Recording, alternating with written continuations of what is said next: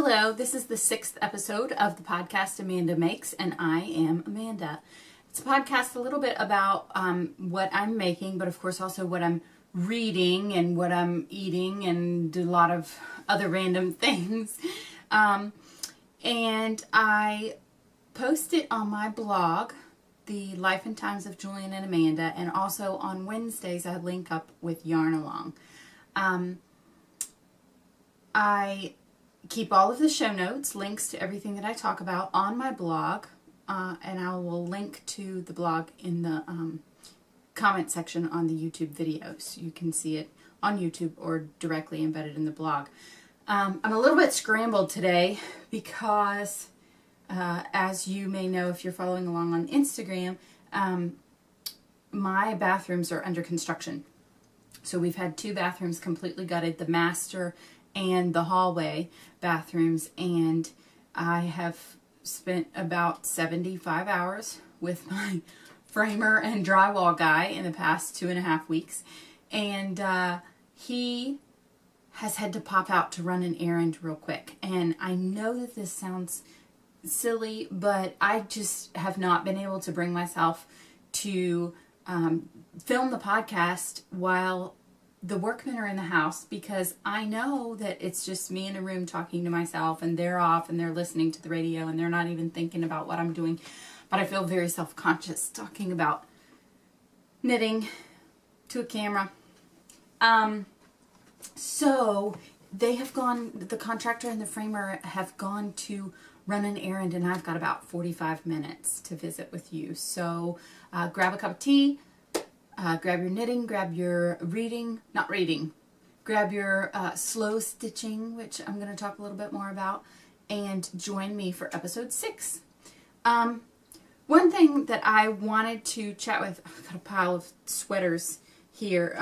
One thing that I wanted to chat with you about was 2 podcasts that I've just recently discovered this past week, and I really enjoy them. It's interesting because I was talking with Kate from the Blue Stocking blog, and she and I share the same love of podcasts, and it's been interesting because the past 6 months I've been staying at home trying to get the house in order. We just moved to Farmville last August, and so I'm not working. I'm trying to get the house in order, trying to get life together, trying to find our new normal as my husband has started his work at Longwood University. So I'm here at home, but I am accustomed to being a very social person and having a lot of interaction, and so I'm having that withdrawal from the outside world, and I want to talk to people, and I want to think about things that I hadn't thought about before, and I want people to say, hey, have you ever tried this? And so we've got some really great friends here in Farmville, except they're much, much busier than I am, and so aren't at the end of my fingertips like the podcasts are for the moment that I have some downtime. So I've just really found my niche with podcasts. Anyhow, long story short, I love podcasts. 2 new podcasts that I have really enjoyed is Tilly Trout. One of them is Tilly Trout, and she is on YouTube, and then she also has a group on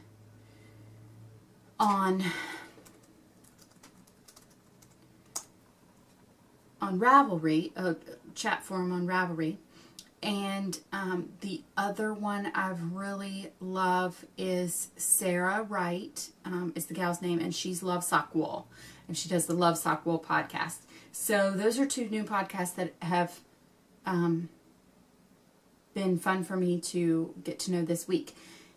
In true Tilly Trout fashion, I think it's just so funny. I think part of the reason she's so appealing to me is because she's British, and I just love to hear her talk, and she's so cheerful. Both of the girls are. Sarah is cheerful, and Tilly is cheerful, and they just make me so happy to listen to them.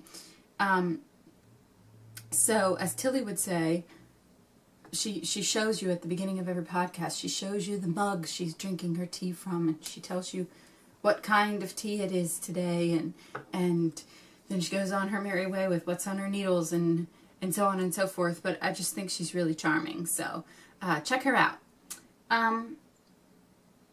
First things first, I've got a set of notes here that I'm going to try to follow. First things first, follow up from last podcast.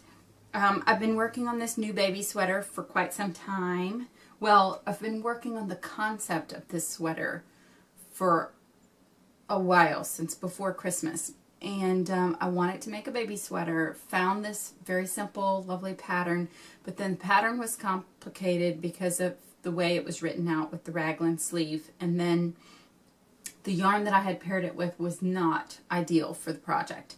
So I kind of stalled on that through Christmas, and then tossed that yarn and rewrote the pattern to suit me. And this is the finished product, and I think it's absolutely darling. So the little boy that this is going to lives in Vancouver, Canada, and his name is Fox. And so a lot of people have given his mama little fox outfits. And when I found this wool, this is Lion brand Wool Ease Chunky. And it's just out of my stash. And I found the brown. I thought baby sweater brown. Although I love babies dressed like old men. There's nothing cuter than a baby dressed like an old man. Or a baby dressed like an old woman. So I picked the brown thinking it'll be a sweet old man kind of sweater. I should add some elbow patches or something. But then when I also had the same yarn in orange, I decided to add a couple of stripes. So in that process, I sort of learned, thanks to Google, how to do a traveling slip stitch stripe in the round. Mostly it worked really well. You can see a little bit of a jog.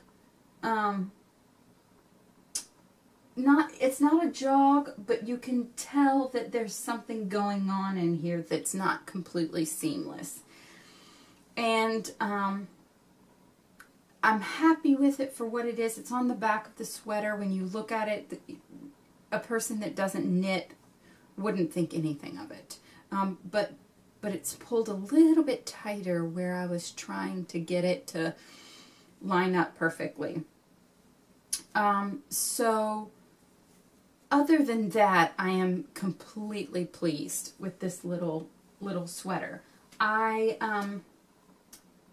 killed this bottom edge because the yarn is 80% acrylic and 20% wool. So this bottom edge was rolling on me, and so I just hit it with a steam iron, hot iron with a lot of steam, and a wet tea towel. It was wrapped in wet tea towel, and I couldn't be more pleased with the results. I'd never killed acrylic before. I was concerned it would end up shiny. I was concerned with the fact that I was only doing part of the piece and not the whole thing, but it really ended up super duper. So I'm happy with that. I am working on taking down my notes from how I modified this pattern to get it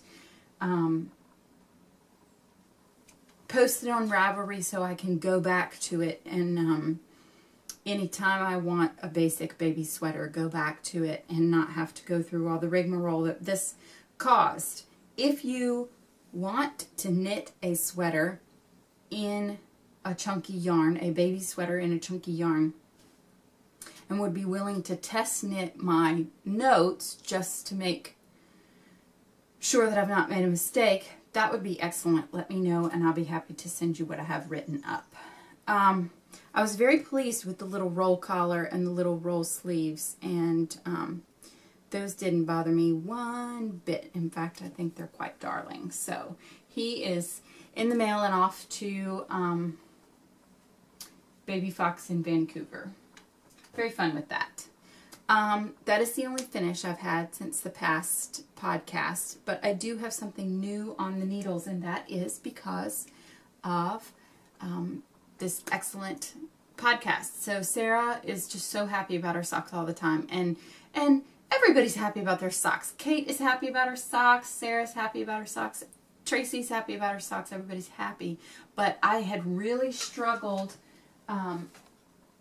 with... so I started a pair of socks. Let me find the yarn. I had started a pair of socks back before Christmas. Was it back before Christmas? Maybe it was right after New Year's. And it didn't go. I just couldn't make it work. I was using this Deborah Norville Serenity sock yarn. And I know a lot of people use it and like it. But for some reason, it was too slippery for me for my very first adventure into Sockland. I put it down and then picked up this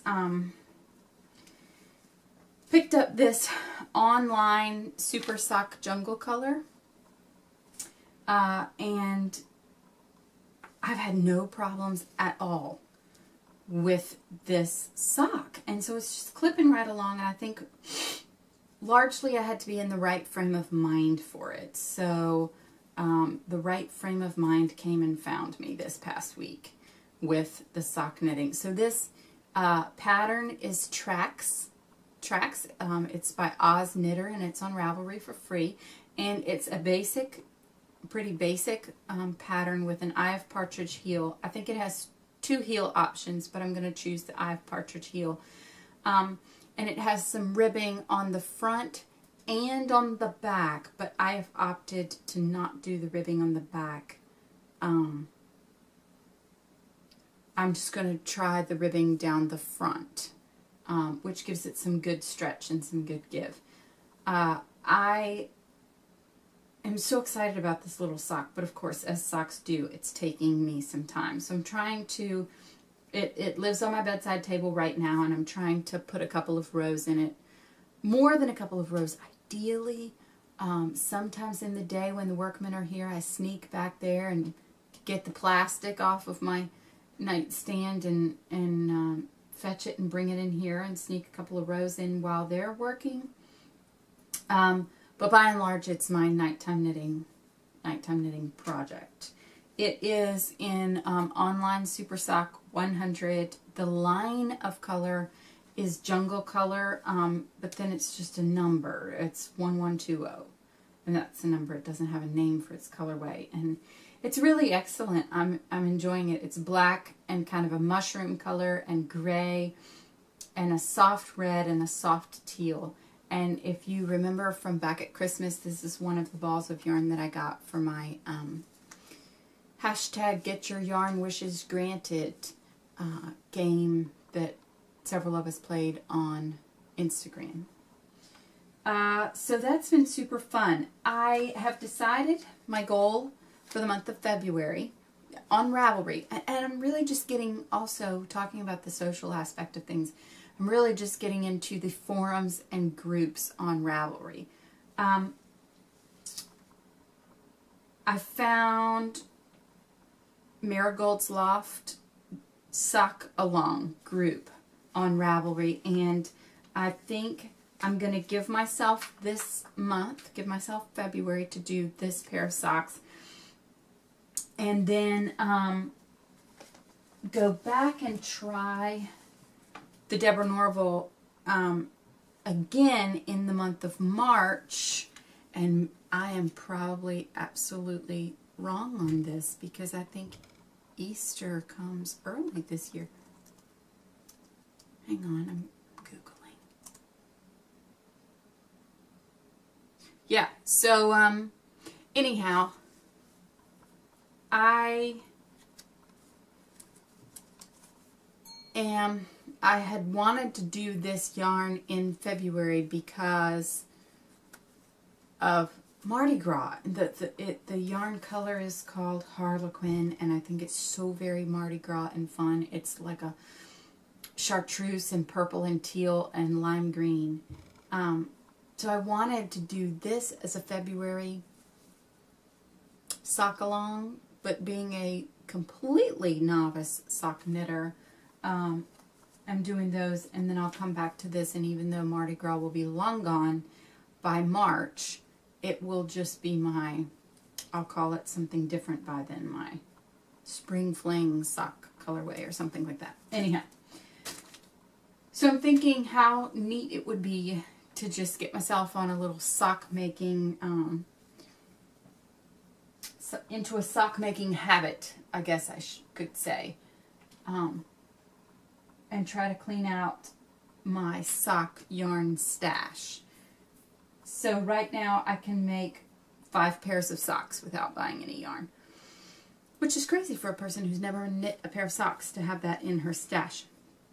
So I now am going to, I have other things on the needle. I have other things on the needles, but I don't want to talk about them. I don't want to think about them. Tilly had a good acronym for, you know, a work in progress, a WIP. But then she called it something, I can't remember, a plog, a project,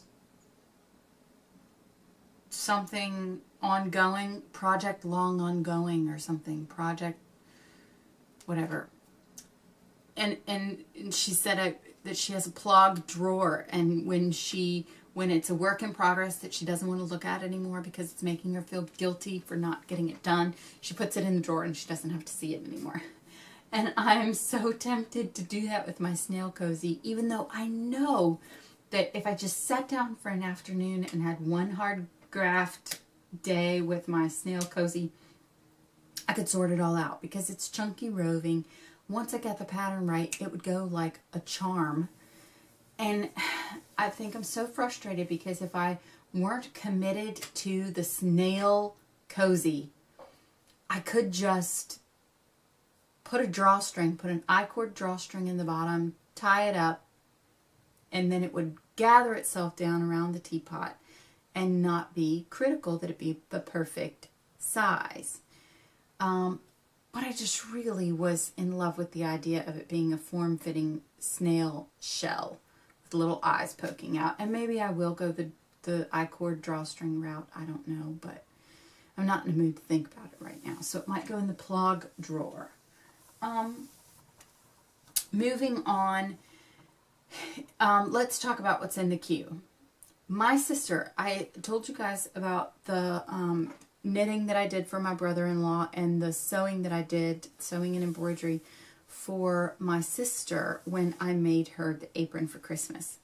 So she was funny because just out of the blue, now I've gone and done this extremely labor-intensive gift of love for her, and she adored it. And then out of the blue, she sends me this link off of Facebook and says, "Hey, do you think you could make this?" Sure. So now I'm kind of the short order cook of it all. But she and I have talked. I think she and I have talked more about this project, this upcoming project, than we've talked in the past 6 months. So over the course of 10 days, we've talked more than we have cumulatively in the past 6 months over this Dreambird shawl. So the shawl, she just sent me a picture. I've never seen it in my life. She sent me a picture, Dreambird shawl. I didn't even know what it was called at the time. I just Googled shawl with feathers. It's based on the Wingspan shawl, which is a shawl, spiral knit shawl that is shaped by graduating triangles. So the Dreambird shawl is graduating triangles with the added design element of short row feathers in between each triangle. So I said to her, you know, sure, I'd be happy to do that, but what about the yarn? What are you going to pick? You have to have the right kind of yarn. It has to have a long gradient color change in it to be able to get the feathers to look right. It's fingering weight, so you have to have a contrast background, fingering weight yarn, and then you also have to have the colorful yarn that makes the feathers. So I looked and looked and looked on the internet for something that's cost efficient, and also what we needed it to be. And I was very happy to come up with Knit Picks Chroma fingering, which I felt so silly after the fact, because when I found the shawl on Ravelry and I went through the bukus of people who had knit it, several people used that yarn. So I could have saved myself a bunch of hassle looking for it had I just looked at the Ravelry project list first. So she is not half so bold and loud and crazy as I am. And so she is going to do, her background is going to be the chroma in Fog Bank. And her feathers are going to be the chroma in Weather Vane. So the Fog Bank is gradient yarn that is lots of different muddy gray colors, warm gray colors. And then Weather Vane is the same, but blue. It's all shades of blue. And so it's going to be really neat working with her shawl, because the background will be shade shifting at the same time as the feathers are shade shifting, except two completely different colors. They won't compete with one another. I was having a hard time picking out yarn for my shawl, because I decided since we're sisters, we have to have the same shawl. We'll have sisterly shawls. So I told her, sure, I'll knit one for you, knit one for me. It'll be a blast. Except I fell in love with the Lakeshore colorway and the Lupin colorway and the, Wildflower colorway. And there are all these colorways that have extreme variation in them. So the darkest color could be eggplant purple, while the lightest color is a silvery ivory color. And that makes it very hard to pick a background. So I ended up just going a little bit more in my sister's direction, and I picked red velvet for my feathers. So the chroma red velvet is variations of pink. So it's magenta, a dark magenta, all the way to kind of a cotton candy pink. And I think it might have some plum tones in it as well.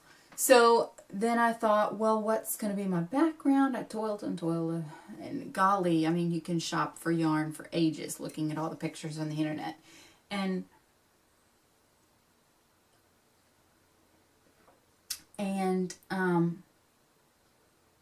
I ultimately came up with the Knit Picks Stroll sock yarn in Raven. Now the trick there is that the Raven colorway, it's black, and it's going to look so incredible with my red velvet, but it's black. Let me see what it tells you it is.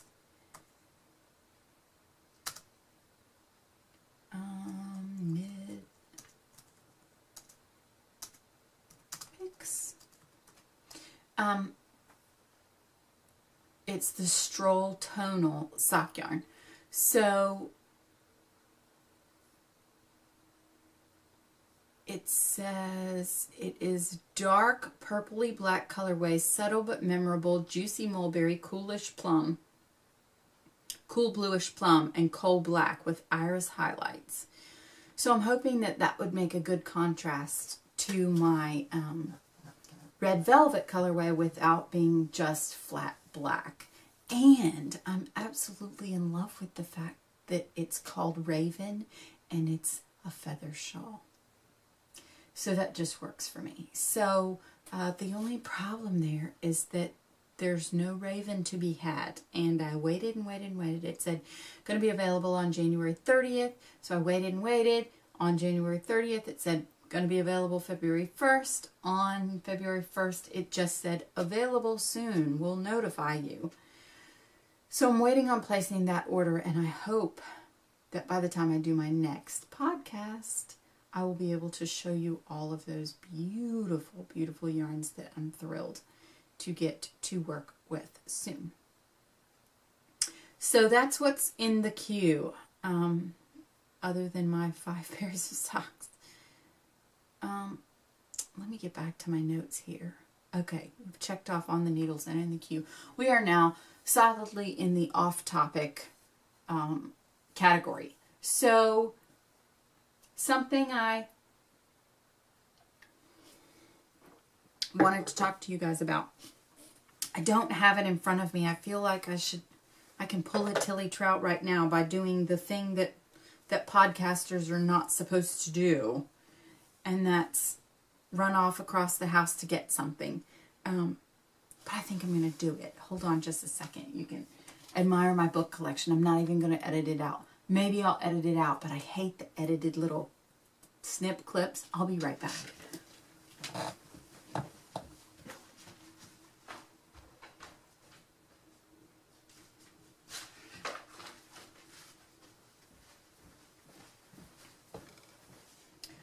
Okay, I'm back. So I want to talk to you about the 4-letter word moth. And I want you to tell me what I'm supposed to do, because I'm pretty sure that this is a problem that is behind me, sort of. When we lived in Morgantown, we had a house that had a big cathedral ceiling, and we had the front door and the garage door and these sliding glass doors. And we basically, our subdivision, we lived in a subdivision, but the house was brand new and the subdivision was all completely new, and it was basically plunked down in the middle of a horse field. So the flora and fauna of the region had not realized, hey, we're a subdivision now, we need to behave ourselves. And so we spent a lot of time taming the wilderness in our old house, much like we're taming the forest in this new house. So we had bugs all the time, getting in the house, flying in the doors, everywhere, stink bugs, you name it, we had them. And we had the big cathedral ceiling, and so we would have bugs in the house, but you couldn't get them out of the house because they're 13 feet off the ground. And we would see moths in the summer, and I never thought a thing about it. So my first knitted project, when I decided, hey, I'm going to commit myself to learning how to knit properly. I knit myself, the very, very first project I ever knit was a little cardigan made of cashmerino, and it didn't fit because I didn't know that you're supposed to do a swatch, and I was so heartbroken by that I cast it aside and said, oh well, maybe someday I'll have an 8-year-old that can wear it. The second project I knit was a cashmerino hat for my brother. No, it wasn't cashmerino, it was something probably in a wool alpaca blend. Okay, I'm sorry about that. My camera apparently either doesn't like to record anything more than 29 minutes and 59 seconds, or for some reason thinks I'm running out of space on my memory card. So, sorry for that little clippy edit. Like I was saying, I was telling you about the things that I had knit in the past. So, basically, my knitting was start, stop, start, stop. So, while I was in Morgantown, I decided, hey, I really do like to knit. I'm going to commit to teaching myself how to do these things. And my first real project was the hitchhiker shawl. And it was lovely. It is lovely. It's Ella Ray Lace Merino in a green colorway that never really had a name. So, not 2 weeks, not 3 weeks, the second time I ever wore it, I I picked it up and noticed a hole. And I don't know if you can see that hole, but it is basically as if you took a pair of scissors and you caught 3 rows of it in the blades of the scissors and just hit snip. And I was devastated. I thought, how could I have caught it on something? What did I do? You know, did I snip it? Did I lay it down somewhere and it get, you know, something horrible happened? It pinched something. It's just so peculiar because something that you wear around your neck is not often subject to blade trauma. But it just really, really upset me. And I couldn't even stand to look at it. And I balled it up and I put it in the back of my closet and said, I don't even want to think about it. The yarn wasn't cheap. And it took me forever because it's just straight garter stitch forever and ever and ever. Amen. Then I go to wear a sweater. And I pull it out. Same thing. It's not as big a hole. It's about two rows. Several loose ends. Like you took a pair of scissors, cut 2 rows, and snip. And I thought, this is really weird. That's, you know, I don't know what's caused that. And sometimes I have a bad habit of taking my hair clip, like a claw clip, out of my hair and putting it on my clothes. Like if I have a jacket or particularly if I have a scarf that is like a, not a knitted scarf, but a, like a pashmina shawl type, but you know, the acrylic cheap ones that you get at Target. Put my claw clip on there. So I thought, well, maybe I wasn't even thinking and I put a claw clip on there and it punctured a hole in it. Maybe. I don't know. And then we get here to Farmville and I pull out my sweater. Of course, we arrive in August, so I'm not really looking about my sweaters, not really taking care to pay attention to my sweaters. And I pull out this one and it has, which I only just got at a yard sale. I got it probably in May. And I know that it was perfect because it was a J. Crew. It's J. Crew. It's 100% virgin lamb's wool. And it was $5. And I thought, that's too good to be true. It must be falling apart. And so I looked it over, tried it on, had Julian look it over. Julian, is this, you know, why on earth is someone selling this sweater for $5? They should be wearing it. And lo and behold, I pulled this sweater out this October. And it's got a hole in it. About the same as all of the holes. Several strands. You know where I'm going. But it only occurred to me. So I kept thinking, I'm just the clumsiest, most careless person in the world. Even though that is on the lower back quadrant of this sweater. I kept thinking, I'm the clumsiest person in the world, that I just keep destroying these sweaters and I don't know what to do and I don't know how to darn it, I don't know how to fix things. And so I just would rather ignore it. So then right here at Christmas, I pulled out a blazer, a wool blazer. And it had straight down the sleeve, like little dots of Morse code. Hole, hole, hole, hole. Right on the sleeve. Wool blazer. A very hard to replace, we'll say, wool blazer. That was my pair of scissors. It's probably better that they're farther away from my sweaters now.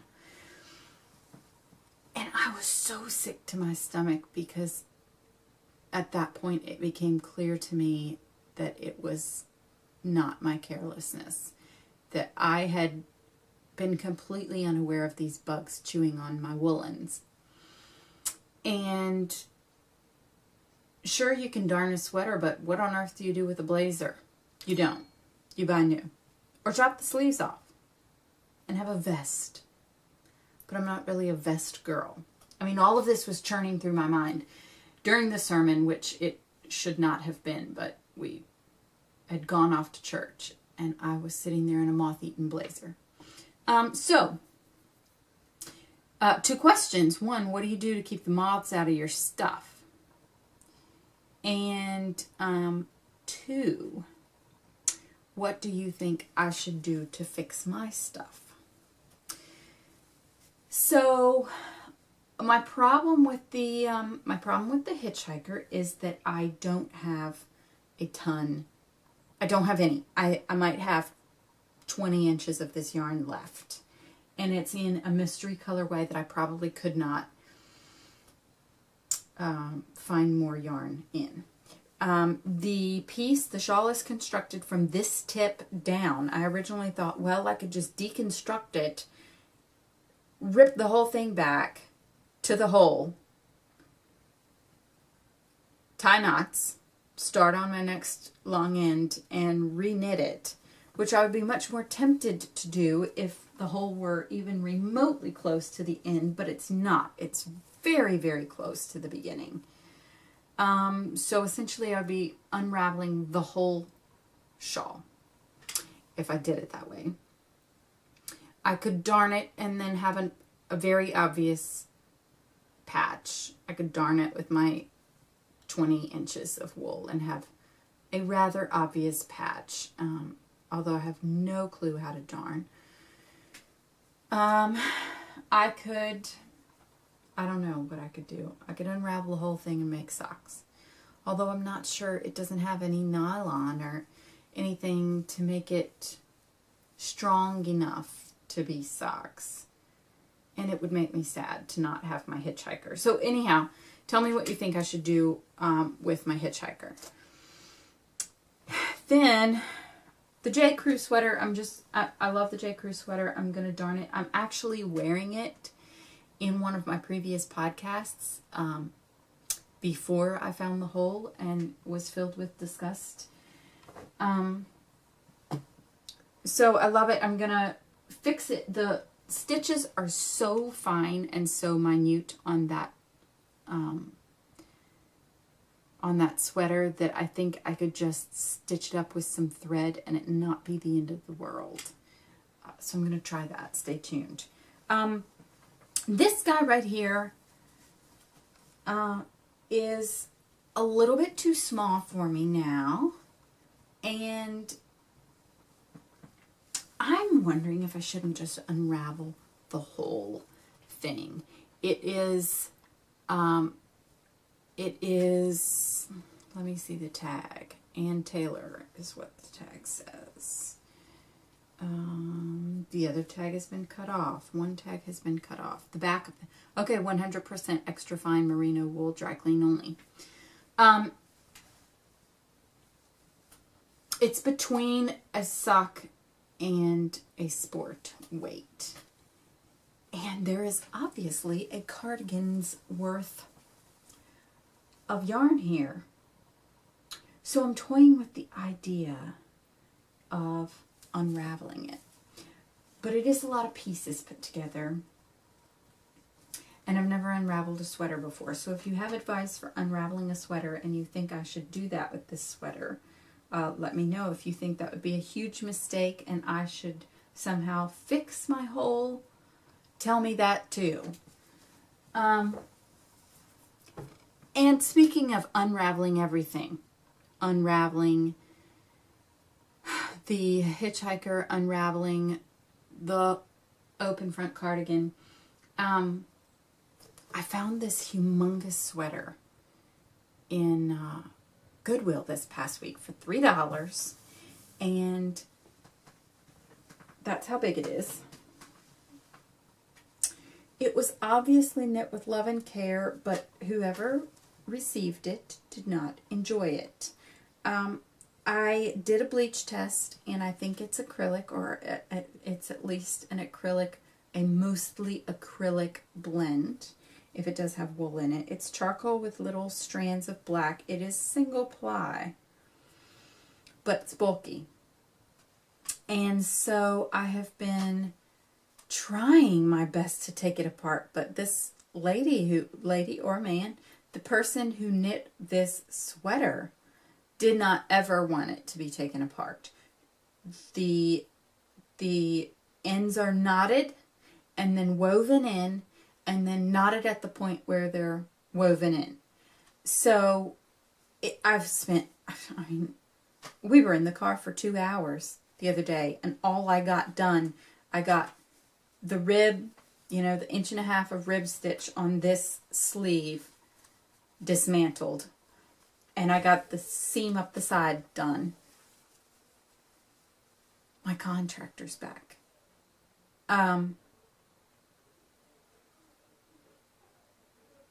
Pause.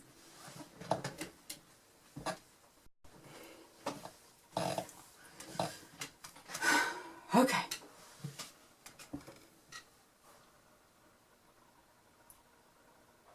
I'm going to try this one more time.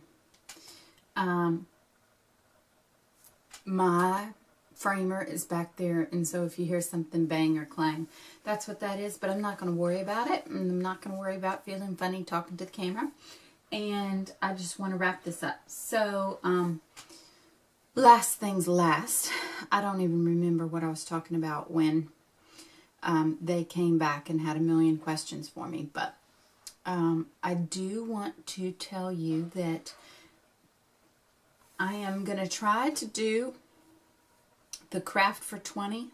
Let me look it up. I can't remember. It's Tiny Paper Foxes. Tiny Paper Foxes. Tiny Paper Foxes. Has a podcast and has a Ravelry group, and they are doing, I think it's craft for 20 minutes a day every month, every day in the month of February.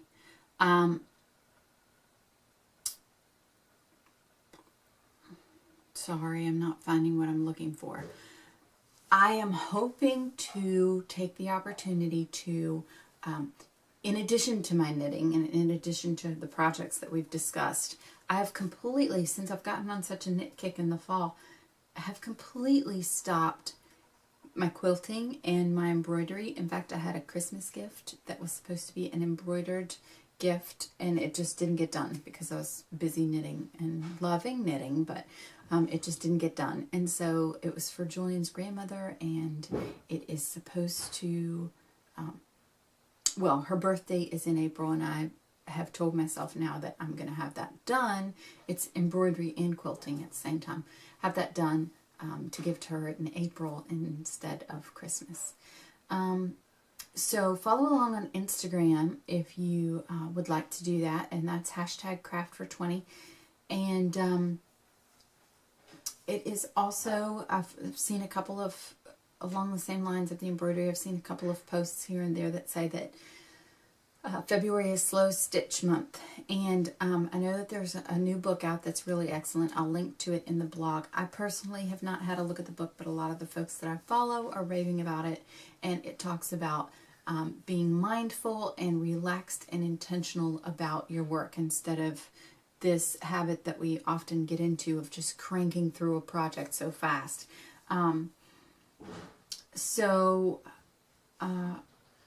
I hope to explore that a little more this week, and maybe we can talk about stitching and doodle stitching and those sorts of things next week. In the meantime, I hope you're knitting. I hope you're reading. Reading.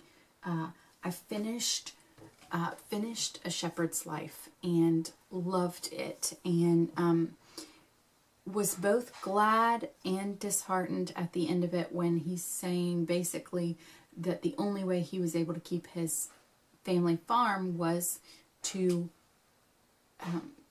work a regular white-collar job, work a job off the farm outside of the home to keep things afloat. And so that's what my dad did, my parents did for years and years. And ultimately we left the farm for lots of different reasons, but it just became more of a burden than anyone wanted to bear. So that was a really great book for me personally. But then also I loved how it talked about the importance of traditional breeds, heritage breeds of Britain, and traditional farming styles that are good for the modern world because they are efficient and they are effective. And if they worked 600 years ago, they will still work today if you aren't lazy or trying to make everything easier than it's supposed to be. So that was a really great book, and I highly recommend it. I am also finishing up The Midwife of Hope River. And last but not least, I am hosting a Poisonwood Bible read-along. I've had the Poisonwood Bible on my shelf for eons now and have never read it. And so I posted it on Instagram, said this is going to be one of my books of 2016.